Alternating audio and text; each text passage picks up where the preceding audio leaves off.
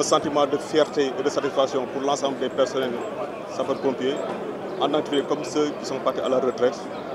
Mais aussi de mon côté, c'est une invite à travailler plus pour contribuer réellement à l'émergence de la Brigade nationale des sapeurs-pompiers.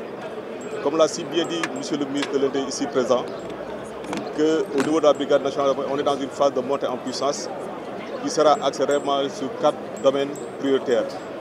D'abord, le renforcement, la maîtrise des effectifs, le renforcement des capacités opérationnelles, la densification du maillage et enfin travailler sur la médicalisation des secours avec une phase intermédiaire, la paramédicalisation.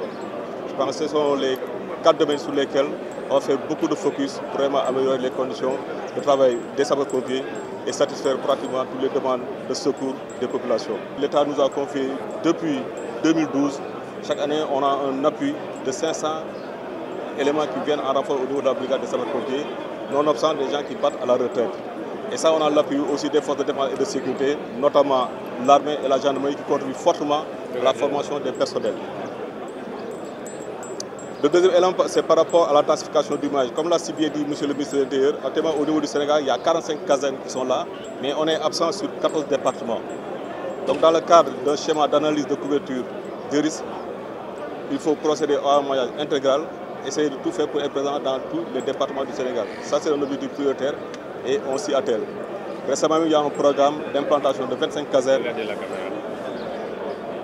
Présentement, il y a un programme d'implantation de 25 casernes et qui prend en compte réellement tous les départements qui sont dépourvus de casernes. Par rapport au renforcement des capacités opérationnelles, depuis avril 2018, il y a un programme important qu'on appelle programme Polytechnologie qui a été acté et on attend sous peu environ 135 véhicules et engins qui vont renforcer le dispositif sécuritaire au niveau national. Mais en tout temps, l'État a fait des efforts importants en réalisant cette année 33 fourgons qui sont ventilés dans les différentes casernes, réaliser des ambulances dans le cadre du renforcement SICO et renforcer aussi des véhicules d'intervention pour assurer la mobilité de personnel. Donc sur le plan logistique, il y a des efforts conséquents qui sont là et qui doivent être poursuivis. Par rapport à la médicalisation des secours, on travaille de concert avec le SAMU national pour réellement dans un premier temps passer à une première phase, c'est-à-dire la paramédicalisation. Avec l'apport de l'armée et des médecins militaires, on va faire le bond qualitatif dans le cadre de la médicalisation des secours. L'élément déterminant de cette feuille de route, que les gens comprennent que pour faire bouger les lignes, il faut compter sur les hommes. On a besoin des hommes qui sont bien capacités, bien formés, avec un matériel adéquat pour nous permettre vraiment de faire déplacer les lignes.